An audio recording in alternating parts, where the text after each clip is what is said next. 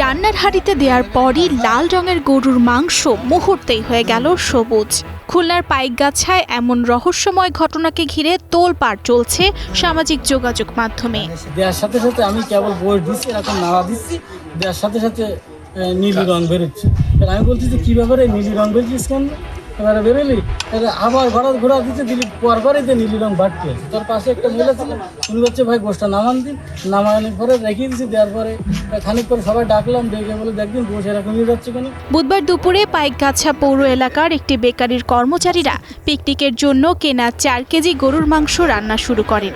তাদের দাবি, স্বাভাবিক নিয়মে তেল মশলা দিয়ে রান্না করার কিছুক্ষণ পরই মাংসের লালচে রং বদলে নীলচে সবুজ হয়ে যায়। বিষয়টি দেখে আতঙ্কিত হয়ে তারা কড়াইসহ প্রথমে মাংস বিক্রেতার দোকানে, পরে উপজেলা নির্বাহী কর্মকর্তার কার্যালয় এবং শেষে থানায় যান। ঘটনার ভিডিও ছড়িয়ে পড়তেই এলাকায় কৌতূহলী মানুষের ভিড় জমে। অনেকেই এমন দৃশ্য আগে কখনো দেখেননি বলে জানান। আমি বলেছি যে মশলার সমস্যা যদি হয় তা গোষ্ঠ কখনো এরকম নীল হয়নি, কেউ আজ পর্যন্ত দেখাতে পারবে না। কিন্তু কোথায় আপনারা কি গোষ্ঠে কিছু মিশাইছেন, কিন্তু আমরা নিজেরাই খাবো, তো নিজেরাই কেউ বিষ মিশায়? অন্যদিকে অভিযোগ অস্বীকার করেছেন মাংস বিক্রেতা। তার দাবি, একই মাংস আরও কয়েকজন ক্রেতা কিনেছেন, কিন্তু তাদের কেউ কোনো অভিযোগ করেননি।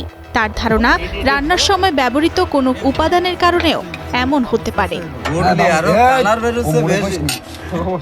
তবে বেকারির কর্মচারীরা বলছেন, রান্নায় কোনো রাসায়নিক ব্যবহার করা হয়নি।